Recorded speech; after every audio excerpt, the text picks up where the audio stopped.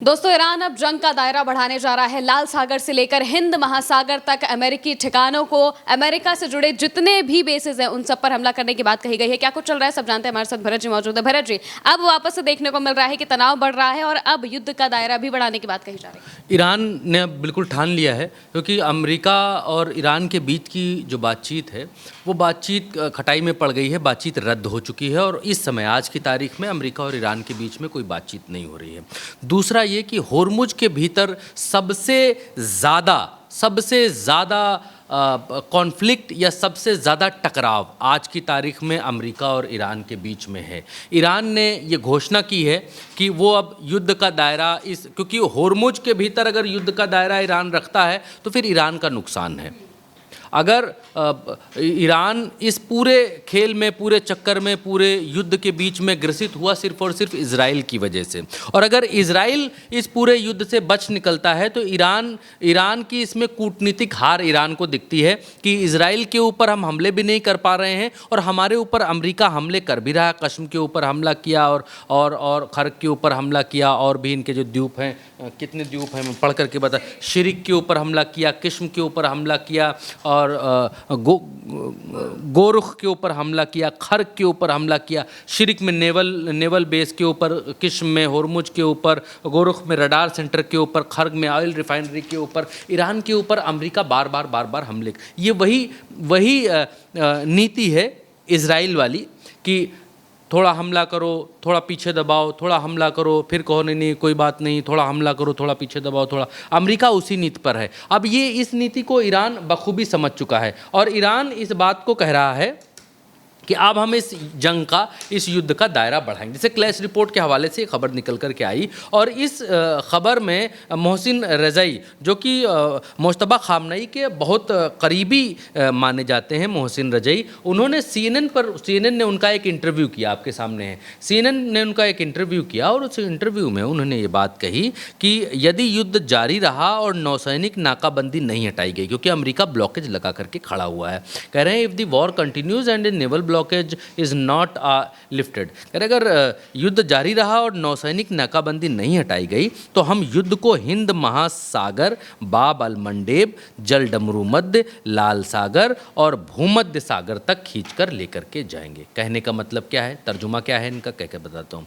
ये कह रहे हैं कि हम युद्ध को कहाँ कहाँ तक खींच करके ले जाएंगे। कह रहे हैं कि हम युद्ध को हिंद महासागर यानी भारत के नीचे का ये इलाका, ये इंडिया है, इंडिया के ठीक नीचे का ये इलाका, हम युद्ध को खींचकर यहाँ ले जाएंगे। अरब सागर यानी यहाँ अरब सागर में लेकर के जाएंगे। बाब अल मंडेब ये इलाका है, यहाँ पर भी हम युद्ध को लेकर के जाएंगे। लाल सागर ये इलाका है, यहाँ भी हम लड़ेंगे, यहाँ भी अमेरिका को हम रिलाई करना शुरू करेंगे। और बचा भूमध्य सागर, जहाँ पर अमेरिका की परमाणु पनडुब्बियाँ तैनात हैं इस समय, इस भूमध्य सागर में भी हम युद्ध को शुरू करेंगे। तो आप युद्ध शुरू कैसे कर सकते हैं इन जगहों पर? क्या ये सिर्फ कोरी बातें हैं या गीदड़ भभकियाँ हैं? इसको भी समझना आपको चाहिए कि भरत जी, आप जब इतना समझा रहे हैं तो ये भी समझाइए। मसला देखिए क्या है। मसला ये है, ओमान है दोस्त ईरान का, तो ये यहाँ खाड़ी के भीतर आराम से यहाँ युद्ध पर पकड़ बना सकते हैं। बाब अल मंडेब पड़ता है आपका इस जगह पर,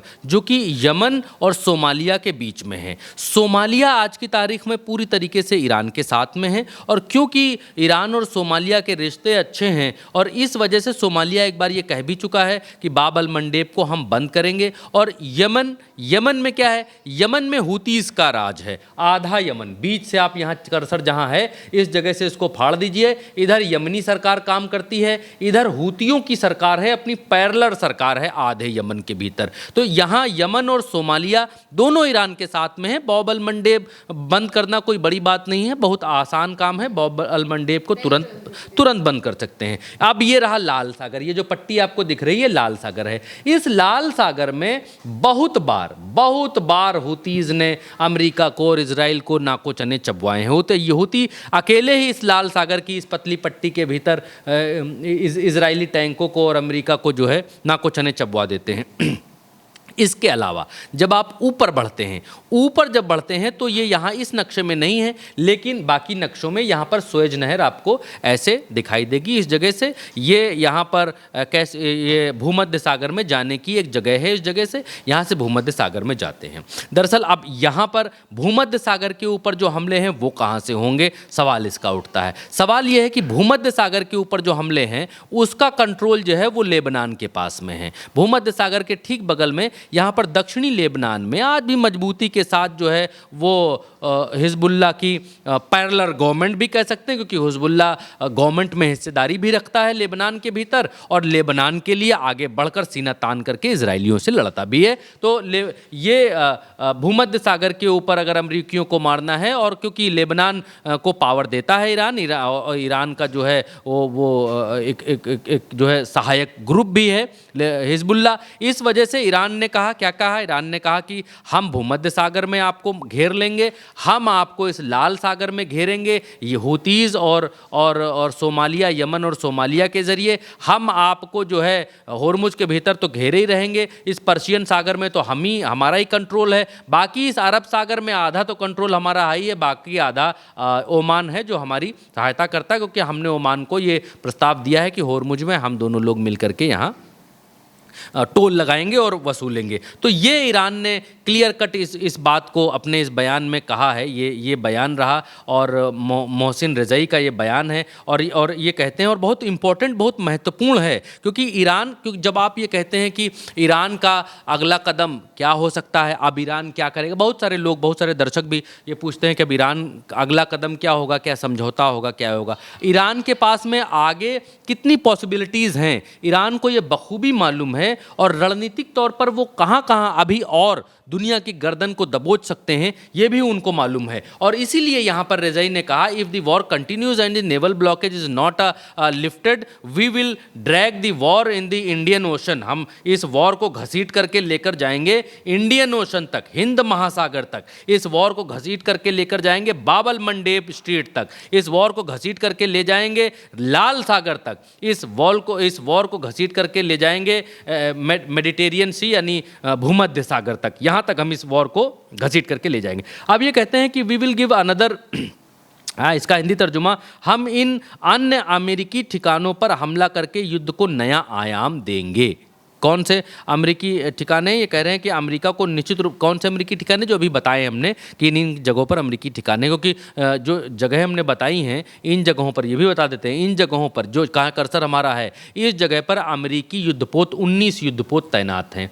इन जगहों पर अमेरिकी युद्धपोत तैनात हैं, ये रास्ता है आने जाने का, यहाँ अमेरिकी सबमरीन तैनात हैं, और कैस्पिया, ये जो साइप्रस है, इस पर अमेरिकी जहाज़ तैनात हैं, और इसके ठीक ऊपर इजराइल में तो आप जानते ही हैं कि क्या क्या का तैनात है आज की तारीख में। तो ये कह रहे हैं कि हम इन सब अमेरिकी बेसेस को निशाना बनाएंगे, और अभी जो हाल फिलहाल निशाना बन रहा है वो कुवैत के भीतर जो अमेरिकी बेस है जिसका नाम अली अल सलेम है, इसके ऊपर अमेरिका निशाना बना रहा है, ईरान निशाना बना रहा है, और निशाना ही नहीं बना रहा, धुआं कर दिया है, परखच्चे उड़ा दिए हैं, ताबड़तोड़ हमले किए हैं। अब ये आप यह समझ लीजिएगा अमेरिका का दाना पानी उठा दिया है यहाँ से, कुवैत से, और जो बात हम आपसे कह रहे हैं वो 100% सत्य बात कह रहे हैं। और दूसरा, बहरीन में जो अमेरिका का 5वां बेड़ा है उसके ऊपर ताबड़तोड़ हमले ईरान कर रहा है। ईरान कह रहा है इसके अलावा भी हम बाकी जगहों पर युद्ध का मोर्चा खोल देंगे, और ये कह रहे हैं तब अमेरिका को और बड़ा जो है वो नुकसान उठाना पड़ेगा।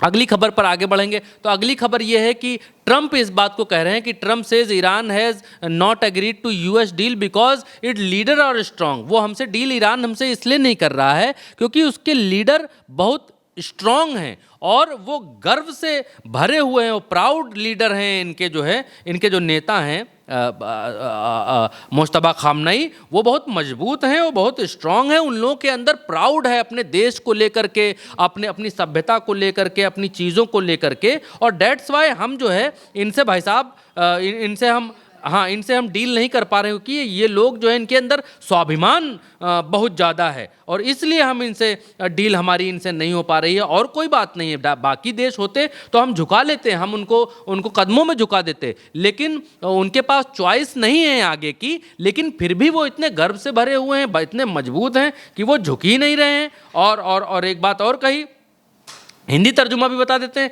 हिंदी तर्जुमा है, ट्रंप का कहना है कि ईरान ने अमेरिका के साथ समझौते पर इसलिए सहमति नहीं जताई है क्योंकि उसके नेता मजबूत और गर्वित हैं, लेकिन उनका ये भी कहना है कि उनके पास कोई और विकल्प नहीं है। वही बात हम भी आपको बतला रहे हैं, अपनी भाषा में बता रहे हैं। एक और खबर निकल करके क्लैश रिपोर्ट के हवाले से आपके सामने निकल करके आती है। तो यूएस एयरफोर्स यानी कि यूएस की जो एयरफोर्स है वो अपनी जो तकनीक है उसको रिप्लेस करने जा रही है, क्योंकि ईरान ने इनका इतना भूसा बनाया है कि इनकी एयरफोर्स के MQ-9 जो ड्रोन्स हैं, 165 ड्रोन थे और ईरान ने इतना मारा अभी इस लड़ाई में कि 135 ड्रोन बचे इनके केवल। और अब ये कह रहे हैं कि ईरान के खिलाफ अभियानों में, हिंदी तर्जुमा ये है कि ईरान के खिलाफ अभियानों में लगभग 30 MQ-9 रिपर ड्रोन इनके तबाह हो गए हैं अमेरिका के। और ये ड्रोन तबाह होने के बाद इन्हें वायुसेना बदलने जा रही है। कह रही है कि ये MQ-9 ड्रोन भैया चलेगा नहीं,